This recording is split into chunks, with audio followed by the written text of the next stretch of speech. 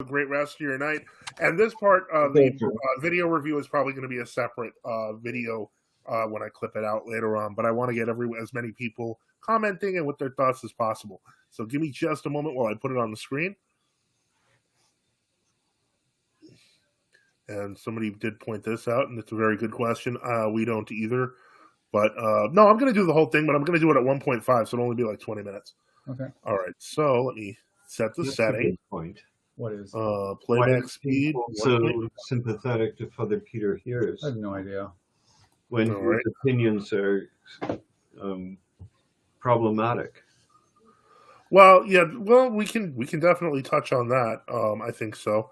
All right, so we're gonna share the screen. I'm gonna go here, and I'm gonna full screen it. And there it is. Zealot Jungle. It's an excerpt from Russia's New Martyrs in the Catacomb Church. Well, it's actually an excerpt from the this is the book we're quoting from. Can you see that here? Let's see if we can get that. Letters from Father Seraphim. Anybody know about this? I don't even know if it's in print anymore. I hope it is. If you don't have it, it's worth every dime. One of the best books. It adds so much that's not in the life. There's a lot in the life that's there. I mean, but there's actually some really wonderful material here that I don't think is in the life of Father Seraphim. So let's read this together. I'm going to comment on it as we go, and then we're going to run to your questions. Right? Hopefully, anybody who's out there saying, "Well, I want to get to my questions," we'll get there in a minute. Us too. This is an issue. He's dealing here with an issue that is going on right now in our Orthodox Survival course, and some people have written me and said, I'm really thinking about going to the old calendars. So I thought I would bring this up. This was extremely helpful for me in the day, back in the 1990s. Let's see, when was it? I started Divine Ascent. That was 97. No. 97. I came back from Mount Ethos and I started Divine Ascent, the Journal of Orthodox Faith. And I was traveling in different places in 96, 97. I actually went to Boston, the monastery. He refers to it in this quote, Boston Orthodoxy. That's Holy Transfiguration Monastery. I visited and actually met with Father Pantaleimon, who's referenced here in this letter. Didn't know much then, but it was a very interesting visit for me. I remember I was going to him presenting what I was going to do with Divine Ascent, which was all going to be about, the saints and the elders and everything. And I had a advertisement there that I created. And on the advertisement, I had different elders from our day, including, I think, Elder Joseph, Elder Sophrony, some others. And he was extremely forthcoming and strident with me to tell me, no, Sophrony was deluded. He was an ecumenist. I forget who else did he reject. Elder Joseph didn't reject us. Oh, by the way, that was his elder. But of course, he was. The issue with Father Sophrony Sakharov, I can tell you for a fact that there is, in the Moscow Patriarchate itself, there is massive opposition to the Fanar's canonization of him. Because he, for example, composed whole new liturgical prayers to be said during liturgy. He taught things like universal salvation. Everybody will be saved in the end. I mean, I can point, if you really wanted to, I could send you links to like Moscow Patriarchate, commission of, theology experts saying things that Sophrony. Vladika, wasn't he one of the rehabilitated origin type? I can't quite hear you. There's a dog barking in the background somewhere. I'm sorry about the dog. Okay. All right. Isn't he one of the original rehabilitate origin type? Yeah. Now he did translate, or someone around him did translate the letters of Elder Father Saint Silouan. But the problem is this: when someone says they were a disciple, I oftentimes wonder when someone says they were a disciple of Saint Silouan. Yeah. Do they mean they like with 15 other people stayed in the cell or served him for like 6 weeks, or what was their real relationship? It's sort of like Father Pantaleimon, apparently he's going to talk about him, saying that he was a disciple of Elder Joseph de Hazakas when the story is that he lived there for like 3 months or something. And then he got kicked out. Yeah. He's like, no, because if Father Peter here is going to talk about, he's going to quote the letter from Father Seraphim Rose about Boston Orthodox. He really means pre-hoc HTM. Well, a lot of people who are true Orthodox have problems with HTM, and that you cannot portray, the anti-ecumenism zealot position as simply everything's HTM. Right, because HTM was very unique in a lot of things, which we'll go over. But yeah, we'll continue. Yes. But this seems like what it's going to be. It's going to be trying. I feel like that's what I'm feeling it too. All right, one moment. Okay, let's go. disagree with Elder Ephraim's position. So Father Van der Lehman was kind of the father of a lot of the zealotry in the church today.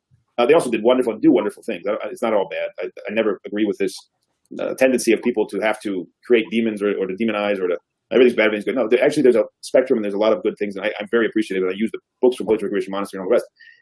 But having said that, their ecclesiological position was problematic. There were wonderful things and aspects about it, and that's why they had a very powerful witness. Today they're far diminished because the monastery split and many of the monks left. Turns out later that there were ethical issues, and they found out about those, and many of them left. I think partly because of that, but also because of some other theological issues. Anyway, it's off topic, but I want to give you some background here. Father Seraphim's talking about the Holy Trinity Christian Monastery, which was in the church abroad in the 1960s and 70s and 80s. They left in 85. They created their own jurisdiction, basically, in America, which is tragic. 86. And they joined the Greco calendars for a time, but then they have their own HOCNA, Holy Orthodox Church of North America. But their work and their witness in many ways was very powerful and very convincing. But there's a problem. And Father Seraphim absolutely nails it. And it was so helpful to me. And hopefully it'll be helpful for those who are tempted now with the easy solution of let's go and jump and let's go to the old calendars. All right. That's the easy, quick solution. Okay. First off, I don't know if I'm going to, I hate when people say that it's the easy solution. The easy solution is going to the closest church near your house, even if they're ecumenists. That's the easy solution. I cannot possibly understand when we're talking about people who have traveled countries to get baptized and received. We're talking about people who have sacrificed everything, including their lives. When we talk about the martyrs, that's not the easy solution. That a lot of people. All right, let's read Father Seraphim's book. It's fantastic. I absolutely love Father Seraphim in this analysis. It's absolutely amazing. And it's beautiful. And it's Orthodox to the core. So here's the royal path, folks. Let's listen. 1976, just on the third day of Pentecost. The events and revelations of recent months and there's going to be some typos, forgive me because it's the last minute, have driven us to some sober thoughts, in particular about the future. In reading the New Boston Epistle to Metropolitan Anthony Bloom, which is, of course, mostly correct, as usual, but wrong in tone, keep that, only one thought stands out, : this is a rehearsal for a very similar epistle to our own bishops. So he's saying, look, Metropolitan Anthony Bloom was, I think at that time already, I think had been a bishop of the Moscow Patriarchate, right? So the church abroad is obviously not in communion with the Moscow Patriarchate because of Sergianism. We're going to talk about that in our class next. In two weeks, there's a break in communion because of the subjugation and the identification of the church and the Soviet powers. And so 1970s, Bloom is a part of the Moscow Patriarchate and church abroad is not. And so the Boston Monastery, which actually is pretty young, I think he was like 10 years old at the time, but very bold, and they write an open epistle, it looks like, I never saw it personally, to the Metropolitan. And Father Seraphim, having gotten to know pretty well this group of Orthodox, now these are Greeks for the most part who've left the Greek Archdiocese, joined World Corps because of the Athenagoras and all the apostate things that were going on in the 60s. And they're very zealous, and again, offering a lot of wonderful things. And he says, but only one thing comes to mind. They're going to turn eventually and write to our bishops and have the same stance, which was prophetic, because exactly 10 years later, less than 10 years later, in 1985, I think, Panteleimon and the monastery and those who are kind of in his sphere of influence end up getting up and protesting that World Corps is essentially selling out. I mean, they're recognizing. I don't remember exactly the theological. I feel constrained to once again point out that the dating on this, especially that he keeps saying 1985. 1985 was the year that Metropolitan St. Philaret died. The point is, then he died in 1986. It was the 1986 Nativity Epistle that became the occasion for Hockner's departure. Right.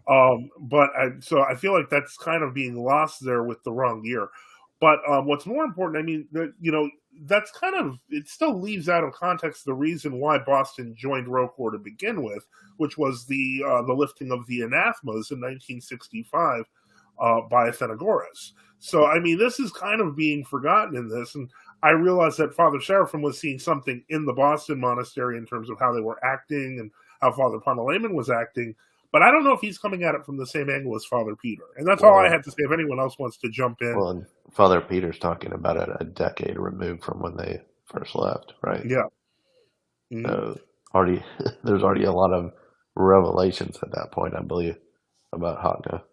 Well, the point is I know that they officially wanted to put the canonical trial on Father Panteleimon in 1986, and that people will flatly say, yeah, that was kind of what kind of pushed everyone, because from their perspective, they think they saw themselves even as a kind of parachurch within ROCOR. I've actually heard people in Hakna that said that. Well, and Father Joseph, and here's the greater question from me: why is he treating all old calendars as a monolith?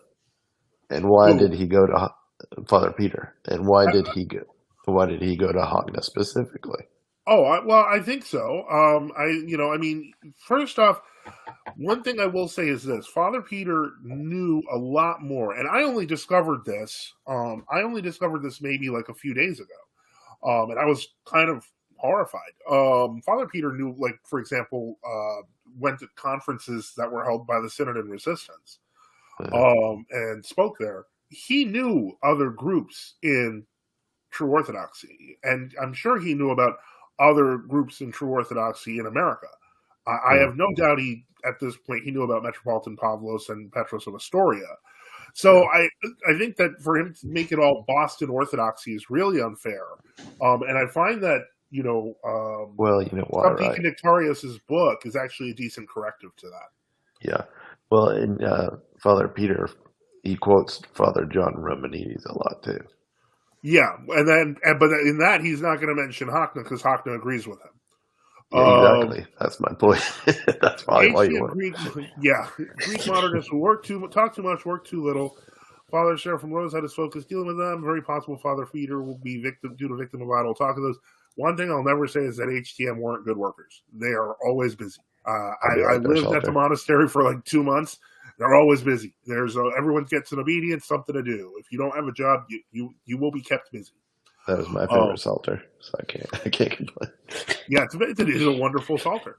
I've noticed that ever since they lost all the parishes to the GOC, now I guess they're selling bread locally. That was an interesting thing.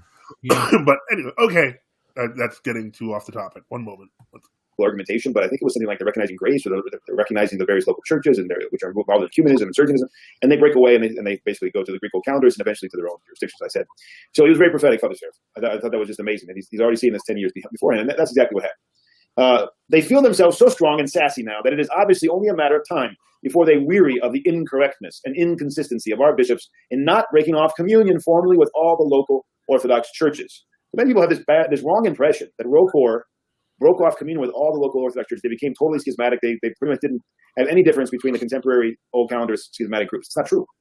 And Father Seraphim says they've never formally done that. There was never a synodical decision to do that. Even if they were helping the Old Calendarists, there was different things going on. They were friendly and all the rest, and there was even communion to a certain degree with some. They hadn't broken off communion with the local churches. In fact, the Serbian church and the church in Jerusalem, they were very much still connected to in terms of relations.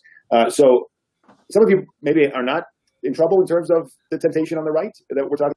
Okay, I do want to address this here because he must know the history a little bit better than this, as I've mentioned before, and so he would have known that, for example, there were True Orthodox that were commemorating at Jerusalem. I find it odd that he's kind of just saying the whole thing that we just broke communion with everybody when that's not really what happened. Kind of minimalist. He doesn't even talk about Patriarch Diodorus. Yeah, he does, and nor about the confusion in Serbia, the Free Serbian Church. Correct. There's just a lot. It's ultimately, even with, like, just yesterday. Antioch and Jerusalem reunited after a 10-year schism. But the point is, these things affect us. We don't. There's no True Orthodox of Antioch or Alexandria yet. Alexandria, there's definitely some in the area. This is Bishop Enoch. This is sort of this would be sort of like saying, well, in 1098 or 99, the Crusaders took control of Antioch, and they communed with Patriarch John Oxyantes for about 6 months because Antioch hadn't formally severed communion with all the they had already broken with the Pope, but with whoever was claiming the Pope, but not necessarily with all individual, Western clergy or whatever. And therefore, that means you have to, not oppose communion with the papacy or something like that. It's a very strange line of argument. By the way, Patriarch John Oxyantes, eventually the Crusaders started persecuting him, wanting him to commemorate the Pope, and he had fled and he was imprisoned, and then he had to flee to Constantinople.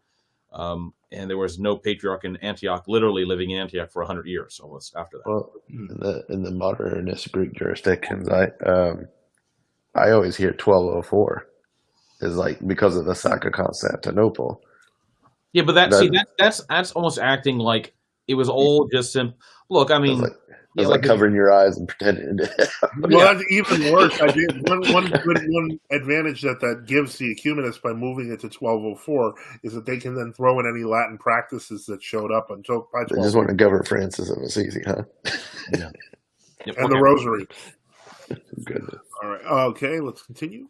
Talking about tonight, and so you're going to be like, well, this is kind of boring, but stick with me. It's really important. It shows us the royal path. Right? Father Seraphim is going to teach us the stance we need to have to stay on the royal path. And if you're not tempted today, probably the devil will tempt you soon enough with the idea that, look, the bishops are all sold out. There's nothing left. It's Orthodox. We need to jump ship.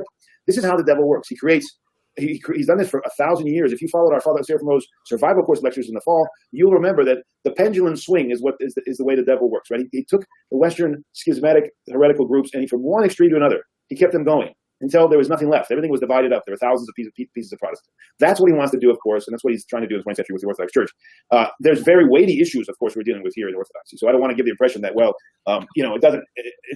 It's something totally similar to what happened in the West. I'm talking about the methodology of the enemy, how he works. Protestantism.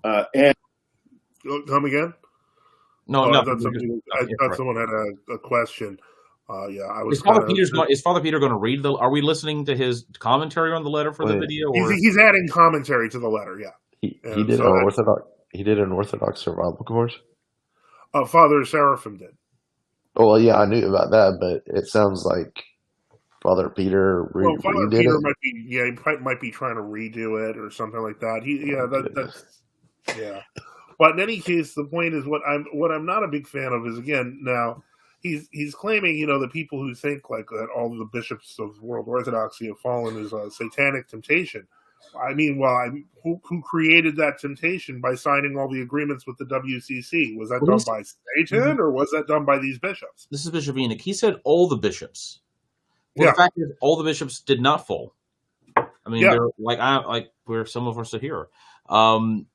So it wasn't like he's already creating the assumption that you have to submit to the institutions controlled by modernist ecumenists.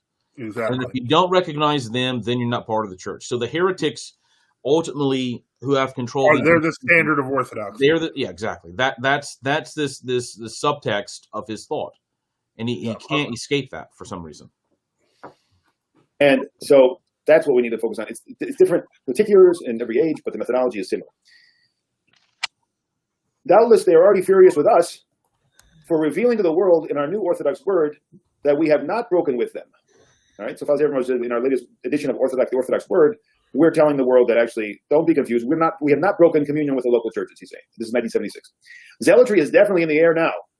It has become the fashion in the English-speaking wing of our church, and the more moderate position of our bishops will now come to seem intolerable to those who think, quote, logically, unquote, all of which raises questions for us. Where do we stand now? Where do we go from here? I want you to notice how close Father Seraphim was to the path of the local church, how involved he was, how he had pain of heart over the whole mission to the English-speaking Orthodox in 1976, and the whole status of the church abroad, and all the issues that were going on. He was up in the mountains in his cell, and yet he was in pain of heart over the whole church. That's, I believe, personally, that's how a saint should feel and does feel. St. Paisios was like this. If you've read his life or you've read his writings, he was an ascetic in his cell, and yet he was at one in heart and mind and soul, feeling and Come again? Here comes the Paisidoxy. It was almost unavoidable, and it's of course now you have to. And the reason Father Paisius of Athos is promoted is he was the one who said Bartholomew is the greatest patriarch ever, and you cannot break with him or you're here. Or something like that. I mean, there's some of the reasons some of these elders, Althonite elders, were canonized because this question is. Father Paisius of Athos was this ultra-conservative against ecumenism, against modernism, as Father Peter and others say. Why would he have such a comfy relationship with Bartholomew, who is the ultra-liberal? And why would these ultra-liberals who control the Fanor promote the Paisite cult of devotion at every single chance? Well, it's because Paisi basically said, you can't leave Bartholomew. God sent him, and he's going to lead. He's the leader of Orthodoxy. So he's the Pope of Orthodoxy. Well, yeah, Is that, the East. is that why he goes to an Ephraimite monastery in Arizona then? Because they have the same. Yeah, definitely. Father Peter does. Sure. Is that why they have the same mentality? Yeah, exactly. That, So Elder, it wasn't like Elder Ephraim didn't know better. He knew better, but he just there was you can actually there was on Metropolitan Demetrius's channel. He actually talks about why didn't Elder Ephraim ever once publicly have a statement condemn? I mean, you can find Athonite elders that are even they're technically part of the quote unquote official church in Athos who will like condemn Patriarch Bartholomew, and but they don't have. I mean, obviously they're not making everything to the right conclusion. Well, my point is that these are people who like live in some hovel, so they're not afraid of losing anything. I mean, they you can claim they're inconsistent or whatever, but in the case of Father Ephraim, he had nice monasteries. He's going to lose that. Well, if you talk to the monks at the monastery, though, they know they shouldn't be in communion with the Patriarch of Constantinople, but they think they're covered by the prayers of their elder. Well, I don't know if anyone has seen this. I mean, it may have been passed over at a certain moment, but there was a letter that was written by Elder Ephraim that was right before. And I'm just going to go through this real fast, and I hate interrupting the thing for this, but right before he re-entered into communion with Constantinople, he had actually joined the ROCOR. And when he did join the ROCOR, he actually made a statement. And that's why everything became so bizarre that he would suddenly go back to Constantinople because, well, frankly, we suspect he was threatened. But I'm just going to read this because this is actually Elder Ephraim talking, and before Constantinople got a hold of him. And this is what he said. And it's on the Orthodox info site. It's a pretty old article. That's why I remember it. But the introduction is, in a bizarre series of events last year, 1991, the abbot of the monastery of Philotheo on Mount Athos, Archimandrite Ephraim, left the jurisdiction of the Ecumenical Patriarchate, joined the Russian Orthodox Church outside Russia, and then subsequently returned to the jurisdiction of Constantinople. While there are conflicting reports about his reasons for doing this, and while his actions have confused and disappointed a number of people, Father Ephraim's sojourn in the Roca has left us with a very interesting statement about that church. Forced to confront polemical and hostile voices from Greek New Calendarists when he joined the Russian Church abroad, Father Ephraim wrote a short note on the validity of the church. Since the bishops of the Russian Church abroad consecrated bishops for us old calendarists, because this obviously came from Etna, when our last hierarch in Greece reposed, his comments about the validity of their church are of special importance to us, even more so since they come from an adherent of the Ecumenical Patriarchate who was compelled by unusual circumstances to speak objectively and truthfully about the Roca. Such objectivity and truthfulness are rare commodities indeed among the modernists who have so compromised themselves by political self-interest and the demands of the ecumenical movement. We have translated Father Ephraim's comments from the Greek original text, which was distributed by Father Ephraim last year in the United States. And basically, I mean, he goes, I'm going to just put the link because I don't want to interrupt this too much in the chat, and I will put it in the description. But basically, he talks about how there's virtually no canonicity in any part of the world, and that's except for the Roca at the time. So this is part of the reason why it was so jarring. So you have to keep this in mind. He was on the verge of joining with the GOC in Greece, actually, as well. He had already made those steps, and something Constantinople called. They said something. And all of a sudden, now people are like, he had a vision. Yeah, he had a vision of a phone call. That's what he had. All right, so let me get back to Father Peter here. Sorry to interrupt. Did anyone have any comments before I started? No. I'm just saying he's a disciple of Elder Joseph who had the same visions, right? Yeah. Yeah. There you go. Keep going. All right, let's get back to Father Peter. Over the situation of the whole church. And his writings reveal that. His writings reveal one who's not indifferent or not far from the brothers and sisters around the world. This is very important, this stance that he has. And it's not hard. It's not easy to maintain, believe me. It's not easy to maintain. There's tension continually. You're in it. You're crucified daily because you have the need to withdraw. You have the need for your prayers, for your inner life. And if you do not feed that, if you trample upon that, if you become only externalized, well, you're only going to destroy yourself, and you're going to be worthless. On the other hand, if you become indifferent or cold or just an escapist from reality and you don't care about the world, I don't think that's ultimately the fruit of holiness. I mean, there are certainly saints who did that for a time, but you'll see in the lives of the saints again and again, the Lord will come, or the bishop will come, or the elder will come and say, it's time for you to open your door, or it's, depending on the kind of reclusion or seclusion they had. Or you'll see that the time, a historical moment came when all of that work on themselves then became fruitful for the sake of the church, and the church used it, and their holiness was not kept under a bushel. Now, obviously, that depends on the person and the time, and everything's different. But it's an interesting phenomenon you see in the lives of the saints. So you cannot be remote from the church, not the world, not becoming involved in worldliness. You can't be remote from the body and blood, the body of Christ and your fellow Christians in their struggle, and not have pain of heart. That's just not a characteristic of the saints. We cannot follow in the line, it goes on, we cannot follow in the line of, quote, Boston Orthodoxy, unquote, which is actually a kind of reformed orthodoxy that happens to be mostly correct. It's actually outside the tradition of orthodoxy. I bet they can't stand this letter in Boston. But the truth of things is, there's a really perceptive critique going on right here. This is a creation of human logic. Now, you might say, I don't really know what he's talking about because I'm not familiar with Boston Orthodoxy or the zealot on the right problem in the church. And frankly, I think Father Seraphim has critics who call him on the right, right? With people, very Cubanists and others who say Father Seraphim was a fanatic. Father Seraphim was on the right. So it's interesting where you are, right? Where you are in this spectrum is going to determine how you view Father Seraphim. Maybe the Boston folks think they're in the middle and there's somebody on their right as well. I don't know. But and people think I'm a fanatic as well. Actually, I was talking to I was corresponding with a monk in one of the monasteries in America, and he wrote me and said, thank you so much for your offerings. And then he goes, oh, and by the way, a lot of people think you're a fanatic. I said, okay, well, I think that's where you need to be. You need to be. It's probably a good sign, and when not all people speak well of you, and you got people on both sides, right and left, telling you there's something wrong with you. That's probably where you need to be. That's what Father Seraphim was, and is to this day. There are people on both extremes. Although the people on the right tend to claim him as their own, even though I don't know what they do with this letter. So let's keep going. I can tell you what they do with this letter. In the first place, it's kind of a misrepresentation of what the true Orthodox churches and even the movements looked like at the time. To focus solely on Boston and then kind of to make it, it's funny because, again, we mentioned this earlier, but Boston was, and I'm actually looking for the letter of Father Seraphim now because I noticed that this is like a cut and pasted note.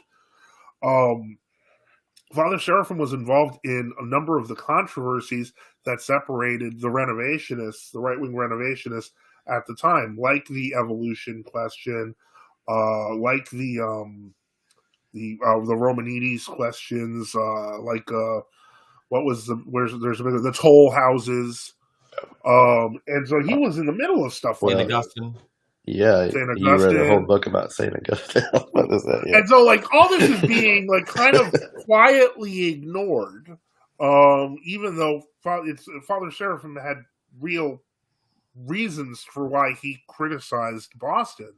So to simply imply it was because they weren't in communion with the rest of the church, that's a misnomer. I don't think that's what happened. But remember that one of his last letters, he specifically tells someone, he's very clear. He says, we are only in communion with the True Orthodox of Greece, and the True Orthodox, and I don't know if he mentions Jerusalem or Serbia, but the point is, he's very clear that he does not think the entire church should be, that they need to be in communion with the entire church. So I feel like this is a misrepresentation. I agree. And the funny thing is, if he knows about Greek Orthodoxy, I mean, he claims to be an Athonite. He has Athonite spirituality, which I didn't know was a term. But would he not know about the struggle? Yeah, we got to do how would he not know that? Father Joseph. Well, we have to go. We have to go to church. Okay. Okay. Okay. All right. So it was nice talking to you. Okay. Thank you. Likewise, Benedicite. Yes. Thank you, Vladikas. Thank you, Benedicite. All right. So let's continue the video and let's see what else we gotta see here. Keep going.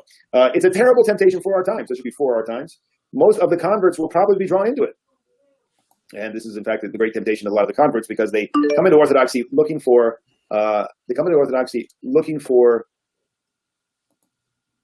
the ideal. right? That's what draws them. A lot of people read themselves into Orthodoxy, and then they come in and they say, where's the ideal? I want the ideal. I want the total 100%, no compromise. Everything is perfect. Where is that? And I have to be there, otherwise something's wrong. In fact, so they overcompensate. They go to the other extreme. Listen to what Father Serapis is going to say about this. We fear that all our articles about zealotry in the past years have helped to produce a monster. So that's an interesting thing. He did produce a lot of material on humanism and all the rest. I personally think that he compensated for that for sure. If you see all his life, there's no question about that. If put in the right context, I think all of that can be understood properly. But when you have a lot of people who don't have the basis to properly judge, don't have the discernment, then there is the possibility they're going to get it wrong. They're going to make a mess of it, and they're going to go to the extreme. So it's always a temptation, and so we have to constantly come back again and again and make sure that we're on the royal path and not go to the extreme. For the future, we will have to emphasize the feel of orthodoxy, without which zealotry is empty and even harmful. And he did that actually quite a bit toward the end of his life, the last 5-6 years of his life. Without which zealotry is empty and even harmful. All right, so there's that aspect. The right wing of orthodoxy here, he's referring to not only Father Pantaleimon and his followers in Boston, but some of the Greek calendarists as well. Yeah, I don't think that's actually true. If anything, he might be referring to the Matthewites, but I do want to see one thing. He did say something right. Context is essential. Yeah. But the proper context is essential. Let me see here. Okay, let me see here. I am checking just to make sure. Okay, so he basically he left out the PS, and apparently, I guess they were talking to an Andrew Bond, and I guess he's trying to console him for the Boston encyclical he received.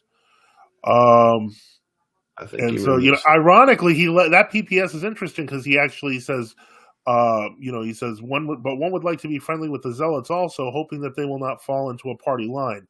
We're not fanatically against the rebaptism of those who insist on it in case the bishop approves, but this should not be allowed to set a fanatical tone to orthodoxy, which is what shocked Andrew. So that is interesting in and of itself. But let's continue on, and we'll see what else he has to say on this. Well, he's not just referring to the Boston group. There's other groups of the Greek calendarists. They had, as we said, they've arrived at saying there's no grace in the Church of Greece and all the rest before a synod, before a council, right? And they literally held a council to say that. That's probably the greatest error of the old calendars, is that they did not follow the patristic methodology of how to counter heresy. And so they not only did they endanger their own salvation by going to the right and creating schisms, but they didn't help the church to solve the problem. So wait a second. So everybody that went to sleep one night that was on the old calendar, that was not in heresy. And then we have a state church that evolves over several years that changes the calendar, and even the first archbishop of that new structure wrote a paper previous to him becoming the archbishop talking about how if they change the calendar it would form a schism. Go into schism. Yep. Okay, I'm just talking crazy over here. No, trust me, you're making sense. It's just that I find it hilarious that it's just there have been so many condemnations now that have been done by different councils of True Orthodox. At this point, to say, well, no council condemned it. Well, no council, no council the ecumenists recognized. Yeah. Father Peter is very intelligent, man. Well, yeah. Come on. Well, he researches and researches. Surely he would have come across it.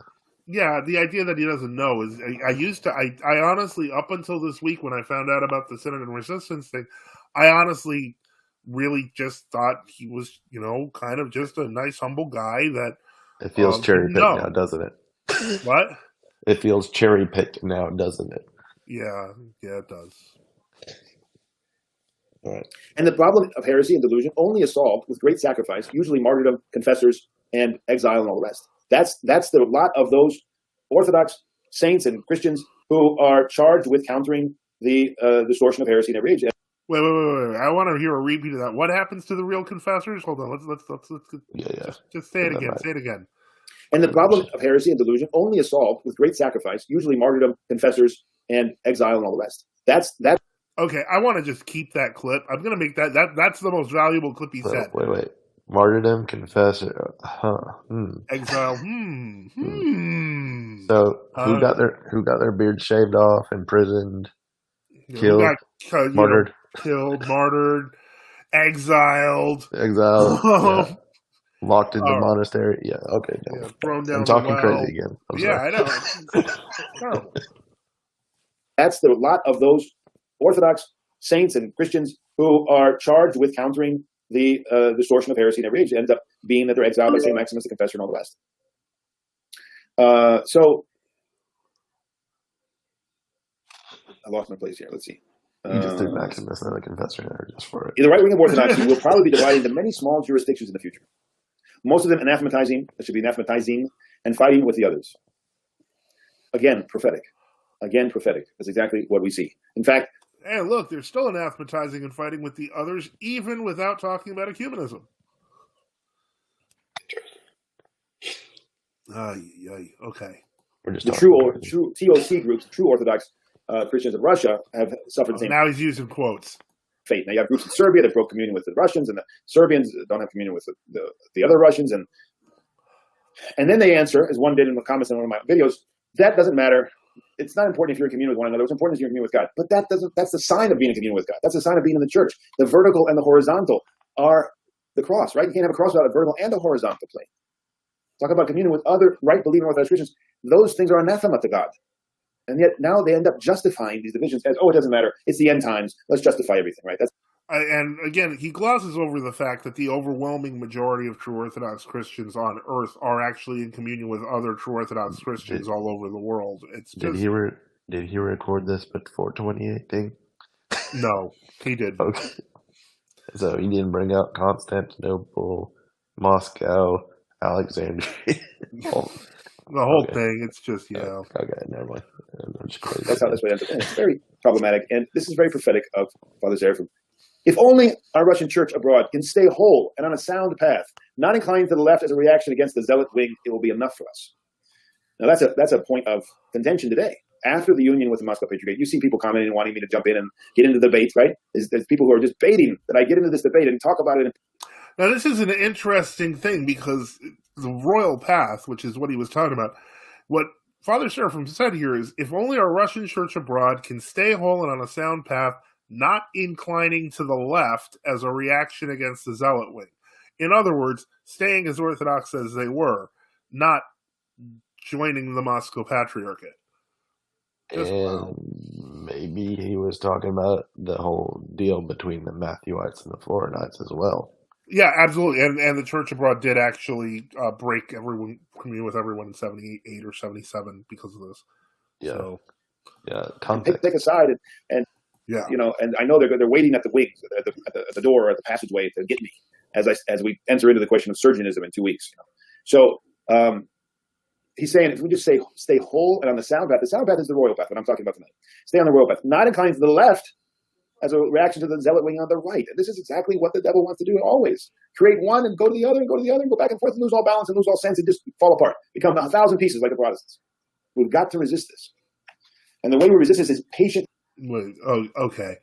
So now obviously because it's so divided right now and literally churches at war and throwing, we see what's happening in, the country which cannot be named. But somebody said, don't connect the Orthodox life of the persecuted Orthodox Church in Greece with the martyrs, confessors, and those in exile, because you'll become a fanatical, scary Donatist calendar schismatic. Yeah, this is crazy. What is Donatism again? It's Donatism to you. Remember, it's Donatism. Donatus, yes. Donuts, right. yeah. Donut stuff. Donuts. Something about donuts. Yeah. Does Father Peter have any patristic backing for fighting from within? Not anymore. And so let me see here.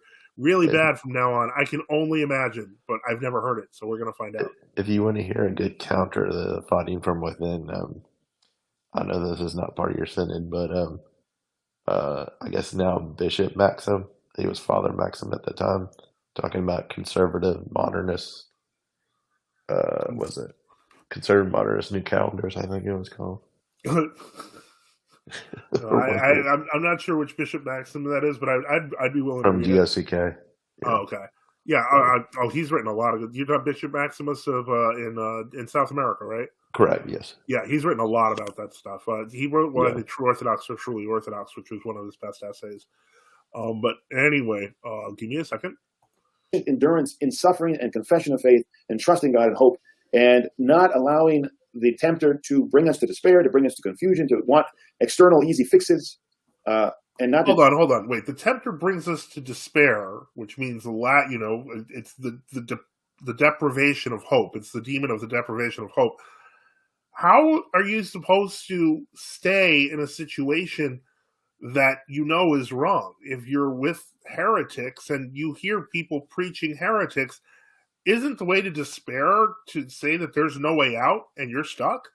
I mean, to me, that seems even more a temptation to despair than anything else. But okay, I don't know. I'll send them some books from John Cassian. Okay. To jump and not to run into conclusions, to not trust ourselves. Oh yeah, we figured it all out. I've read what they have to say in this jurisdiction. They're perfectly correct. I totally agree with your jurisdiction. Their conclusions. I'm running over there now. They are the true Orthodox. That's what Canon 15 of the First Second Synod says to do. But anyway, it's all trust in oneself. We can figure it all out. We know, instead of submitting ourselves to contemporary living tradition and holy fathers. Now, some people want to say, well, in order to do that, you've got to figure out where the true holy fathers are. The saints in our day are clear. We don't have. It's not like we're in darkness. We have their writings. We have their witness. Notice how he slipped in there contemporary holy fathers. It's always got to be the contemporary. You don't want to go to the rudder, and you don't want to go in. But that's the drum that he beats. That's his shtick.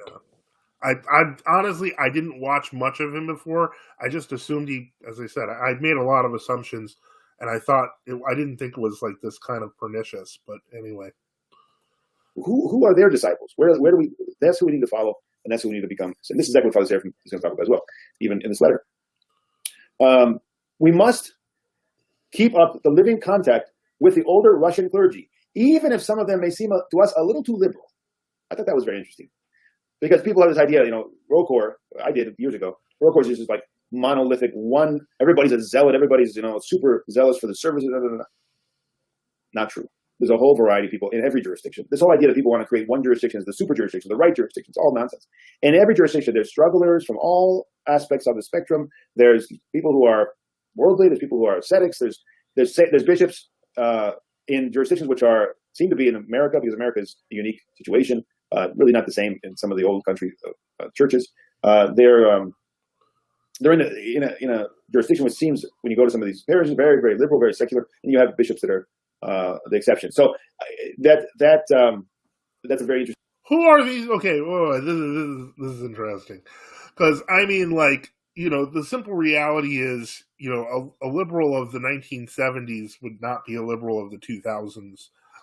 So it would just not be the same experience. The idea that, I for one, have a lot of respect for many of the true Orthodox bishops that I've known over the years.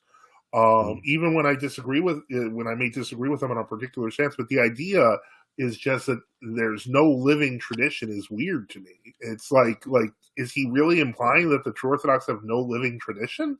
Well, notice, okay, for a guy who's really into the Greeks, notice he never uses the word, how would you pronounce it? Homologia. Homology. Yeah, okay. Homo, confession of the same faith as the fathers. Right. The oneness of faith. And he's talking about there's liberals, there's conservatives. You know what he doesn't mention? He doesn't mention heretics. You can just have heretics in the church. They're fine too. Because ultimately, as we all know, especially now, considering his current circumstances, most of the bishops don't like him. So here's the thing: he keeps saying jurisdiction. There's no jurisdictions in Orthodoxy. Yeah. There's the confession of faith that lines up with the faith of the fathers.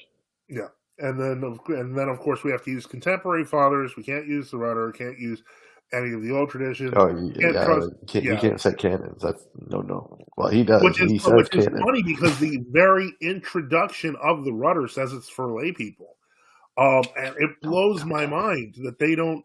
They don't. Yeah, I know. Well, I might just do a short just with that. Just put the page from the Patriarch's blessing on it, because clearly, obviously, people are not realizing that this stuff is happening. So what you're telling me is you're going to have a shorts with that page. Yeah, just to put that page up. Like, the rudder is for everybody, guys. It's for everybody. No voiceover, just the title. Just Maybe I'll just say it like that. The rudder is for everybody, guys. And then the short's like 15 seconds, so they have to keep watching it. No, just leave it. As long as you can leave a short, like 10 minutes, just leave it. Oh, no, a short has to be 60 seconds. But anyway. Okay. All right, we continue. Interesting comments. Even if some of them seem a little too liberal, we need to have contact with the older Russian clergy. Talking about the convert group of Orthodox in the 1970s in the Russian Church abroad. Otherwise, we'll become lost in the zealot jungle, which is growing up around us. So perceptive. He's Orthodox about 12 years at this point, right? And he's lived in most of those years in a little shack in the mountains. And yet he has such discernment here. That's got that zealot jungle fever. The zealot jungle. People sent this to me months ago, and I just thought it was so goofy. I was like, I'm not gonna. Is this with the zealot jungle? But zealot is not a bad word. Yeah, but zealot is not a bad word. Oh my goodness. It's just ridiculous. Okay, but then okay, it sounds. That's exactly what zealot jungle. Okay, one more. Okay. I mean, most zealots would say, "What's wrong with the zealot jungle? Why not? We're all true Orthodox in this zealot jungle. Everything's great. It's paradise. We love the zealot jungle." This is very Darwinian. There's the ethos of Orthodoxy that's missing. This is why I named our website Orthodox Ethos. And that's what's missing. That's what's missing among so many of. Maybe I should change my website to Notes from the Jungle. You know what I mean? That's from the underground jungle. The underground jungle. It's like we're Godzilla lives. Okay. That's what the bishop should say. In America, we're missing the Orthodox ethos. I think I said in one of my talks once. I was talking to a zealot, in a good sense, a very zealous young Orthodox convert in one of my talks. This was like 8 years ago, and he was just saying all the right things, and yet I felt like I was talking to a Protestant. It was a weird experience. I'd been in Greece now at that point like 15 years. I hadn't come back that often. Met a lot of people, and I was giving a lecture tour at St. Paisios. And I was a very lovely person. I didn't have any wonderful conversation, but the whole way struck me because I probably wouldn't have noticed it 15 years before. But having lived in Greece, been around people who monks and monastics and everything, it struck me. It just jumped off it. Like this is strange. The way of Orthodoxy has to be acquired. It's one of the hardest parts of being an Orthodox Christian. So the zealot jungle is a nightmare. If that's all we have at the end of the day is a bunch of headstrong, rationalistic, super correct, but totally lacking in Orthodox ethos and nobility, spiritual nobility. Well, it's like a Protestant Orthodox. I don't know what to call that. It's weird. Okay, so I'm at a loss for words for the level of misrepresentation we're talking. Why doesn't he just call it zeal without knowledge jungle? Because you're not really talking about zealots. Yeah, he's really more focused on the jungle. And by the way, it's not where Godzilla. He's talking about those dirty converts, which he just happens to be one. Yeah, exactly. So does Father Seraphim. It's amazing that Father Seraphim figured all this out after 12 years of living in a shack. I mean, I've been Orthodox 15 years and I didn't figure this out. I was okay. But anyway, it's like a monster. No, we need to be following even those who we think are not zealous enough for us, who are parish clergy, don't have the ascetic life that we think they need to have, and all the rest. But they carry within them the Orthodox ethos, the Orthodox way, the Orthodox. They carry the Orthodox ethos. No. Aren't we supposed to look for bishops that have reached theoria? Oh, we're not supposed to actually look. We're not supposed to look for bishops. We're supposed to look for priests. First off, I'm starting to get that impression.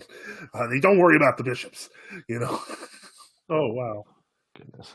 Okay. The humility, the sense, the perception, the discernment that goes along with a long experience of 1,000 years in Russia, 2,000 in Greece, right? That all is built up and passed on generation after generation, and they grow up with it. They're fed on it as children, whereas we're coming to it as adults, and we're carrying all of our baggage. Those of us who come to the church as adults. All right, going on. Okay. He admitted it. Come on. I've heard this before.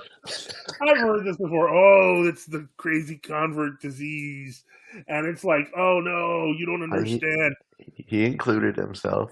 He said he included himself, but here's the problem. He mentions you need the historical experience of 1,000 years in Russia and 2,000 years in Greece. No, he said you need to move to Greece. That's what I heard. Oh, okay.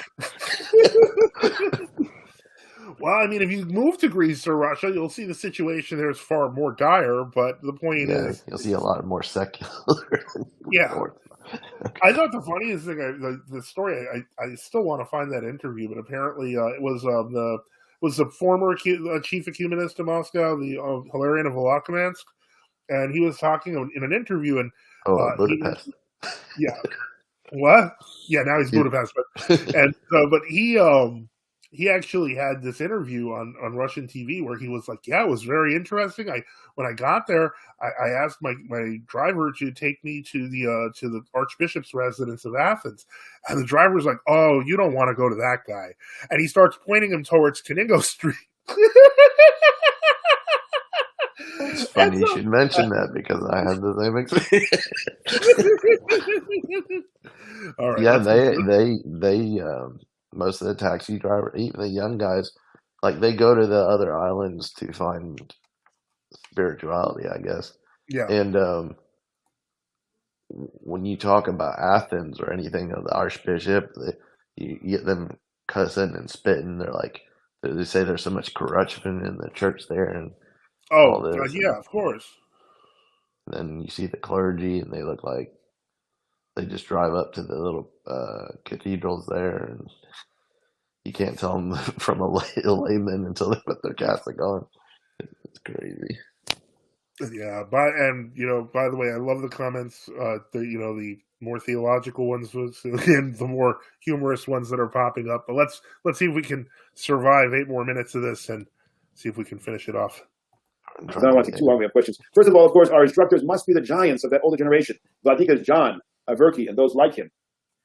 Vladika Nektari, who is the most precious of that generation remaining to us. May God preserve him yet for many years. So, of course, Vladika means despota, or in Greek, or master, means it's referring to the bishops. Talking about St. John of Shanghai, San Francisco, Bishop Averki of Georgeville, who was still alive at the time. I think he was right about that time.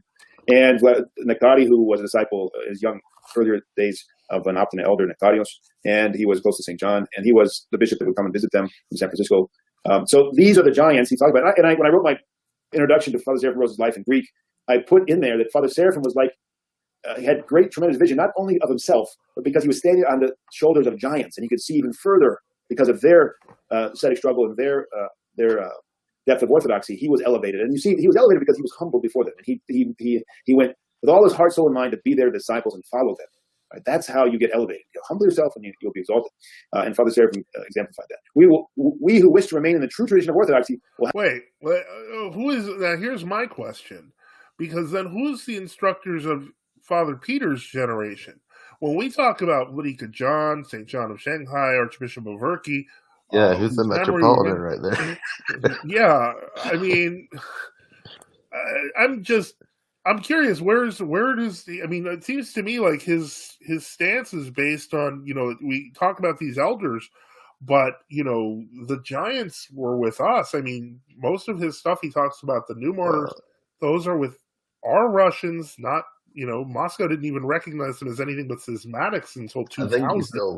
I think he's still learning about Rokor because technically he was under Metropolitan Seraphim of Piraeus for a long time. Yeah, the great luminary who demanded the COVID shot or you're excommunicated, and all the other crazy stuff. I'm a little confused where he's getting his history from. I think I know where he's getting it from. I'm gonna be nice. We'll have to be zealous and firm in our orthodoxy without being fanatics. So yes, zealous, absolutely. Firm, absolutely. Confessing the faith without being fanatics. See the distinction there. So there's zealotry not according to knowledge, which is fanaticism, which is not seen in the lives of the saints. People, because of our climate today, which the left always is throwing the mud of zealotry, fanaticism, extremism, people in this react to this and say, well, even the idea that you could be a fanatic, is that really true? Or is that just something created by the left? It is true. It is true. And it's a caricature that they do on the left, and people who are far from fanaticism. But there is a fanaticism. Huh. What an interesting thought. So, like, most of the traditionalists are caricatured by the left as fanatics? Huh. Are we talking about distinctions without a difference? Yeah, it's very interesting. I feel like I should be we're the fanatics, but he's not the fanatics. Fanatics for 200. Doesn't mean that it doesn't. One moment. exist. And it's a lack of discernment. St. Paul calls it zeal not according to knowledge. It exists, and we have to be cognizant of it. And the way you become cognizant of it, one of the ways, if you don't have contact with holy people like Father Seraphim, is you read the lives of the saints, you devour the lives of the saints, you live on the lives of the saints. And the first of all, the saints that come immediately before us. We've talked about this many times, but if you're not doing that, if you don't have it at the side of your bed or on your breakfast table, the life of St. Paisios or St. Joseph or St. Jacobus or whoever it is that you want to read, or the various... Every modern elder you can find. Except for Elder Joseph, because that's unfair to him. But that's okay. They rewrote his life, so. Martyrs, whatever it is, you don't have that. Well, you're missing. You're wasting time, precious, valuable time. Along with the scriptures, you need to have the lives of the saints. You know, there was I hate to bring this up because, you know, he mentions having the lives of all these modern elders. It was no less than, you know, the holy, what is his name? I have it right there. St. Nikolai Velimirovich of Zija, who did the prologue of Ohrid. You can literally read a life of a saint every day. There's enough space for it. And magically, the prologue. But magically, this book is useless. You know, you need to read the latest elder because that's tradition. Well, he pushes the Synaxarion. Oh, okay. Yeah, that nobody the 12-volume Synaxarion that very few nobody people can afford. Yep. Oh, that's clever. The whole purpose of St. Nikolai shrinking the prologue down was to make it accessible. But yeah, so you skip that. You either get the Synaxarion or Elder Paisios, who blesses Bartholomew, whatever. And then you're going to avoid the various pitfalls on the right and the left. Without being fanatics and without presuming to teach our bishops what they should do. I thought that was very instructive. We have that temptation today. How the shoe fits now.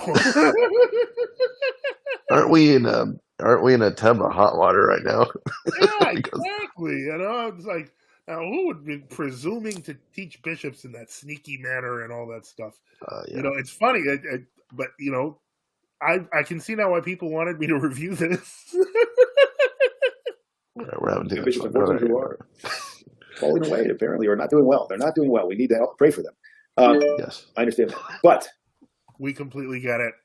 You're not doing well. Got it. Well, that's mean. I'm sorry. He's doing well. We should pray for him. Okay. We should pray for him. I want him to be. He knows us all, apparently, so he should join us. But anyway. Having said that, you can't do that. You can't go and become smarter than all the people above you. Now, there are bishops who are professing the faith. Let's follow them in terms of the content of the teaching and the discernment that they're giving us and how to deal with all these contemporary issues. People like Metropolitan Theophilus of Morphu and Longin of the Ukraine, or Seraphim of Kythera in Greece, or any number of other bishops in America that maybe I'm not familiar with. Wasn't Metropolitan Longin silenced? Yep. And who was the other one? Neophytus of Morphu is like, I guess he's like the last great hope. I notice a lot of people are. He's too busy having visions. What? He's too busy having visions and he has visions. Oh no. Yep. Oh boy. Here we go. All right. Well, we got 4 minutes. Let's finish this up. Some of the Serbian bishops, I think, are standing tall in this whole COVID insanity.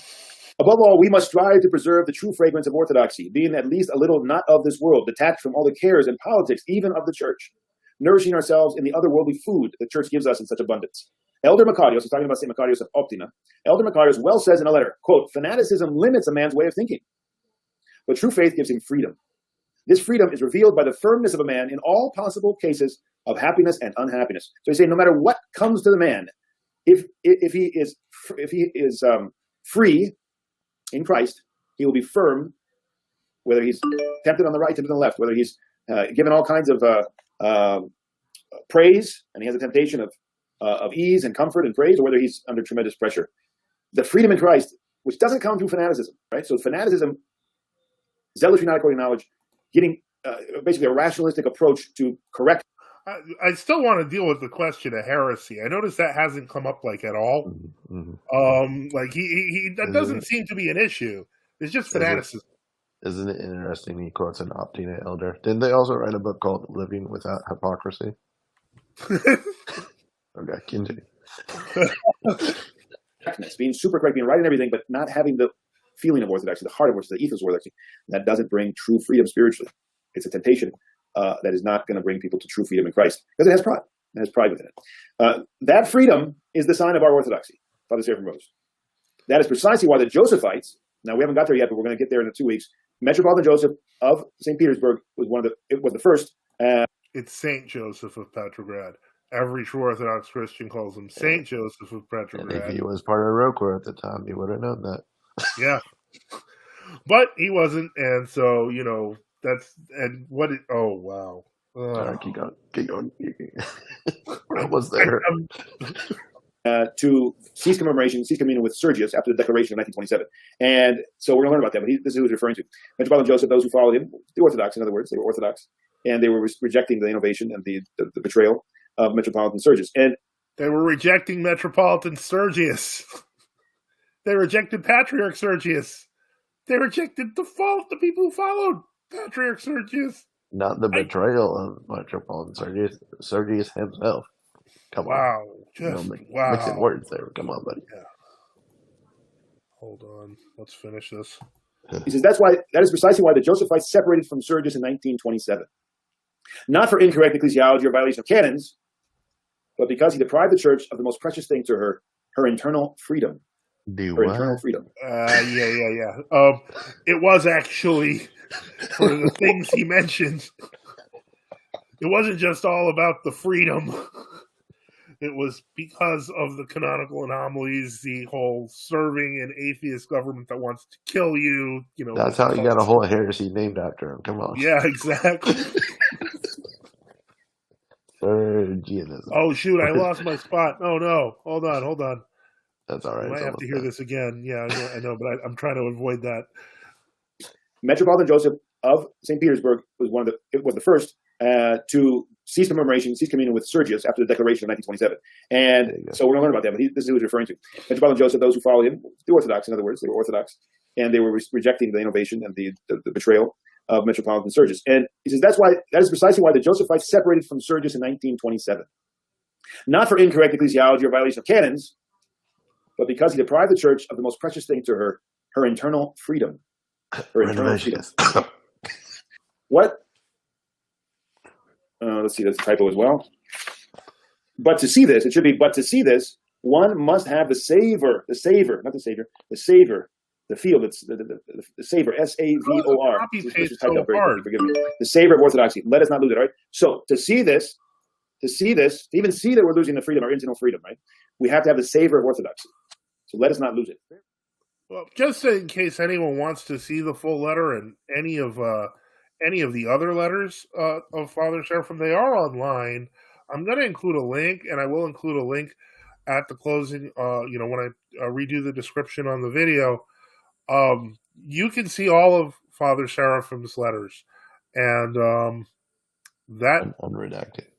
Yeah, and so without spelling errors too, apparently. So wow. All right. Well, that's done. Okay. Well, we are now at the 3-hour mark, and I haven't seen a show that's been 3 hours for quite a while. So I will say one last thing, which I will separate out because it's going to be a thing I'm going to just separate. I would like to thank everybody who has been assisting financially and through prayer for our channel and for our work and for our website.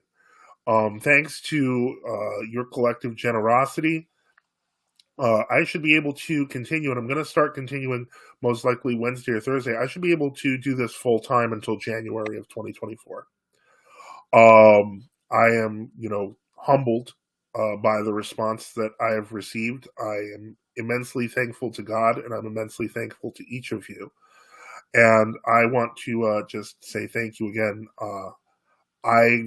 These past few months have gone in ways I never expected.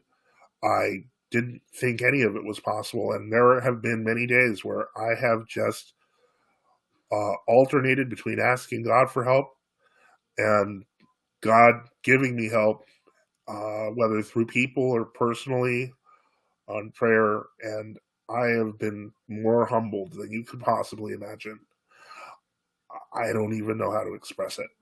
But thank you for telling me that I need to this needs to be my job for a while.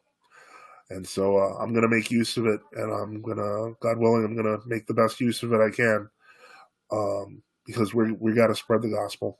We got to spread the truth.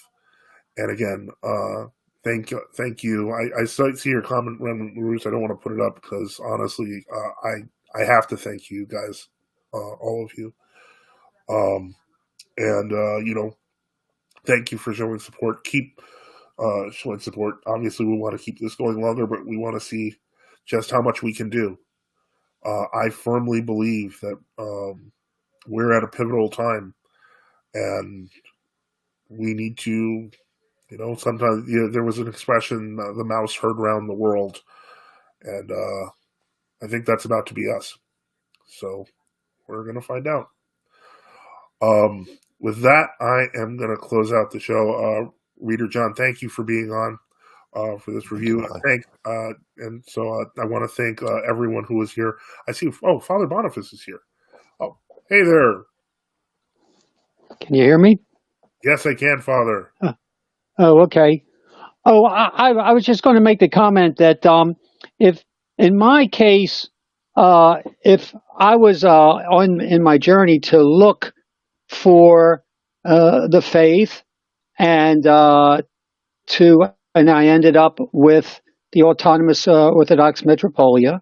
But in the meantime, a couple years back, an Orthodox candidate priest died here in Lakeland, Florida, and I had met.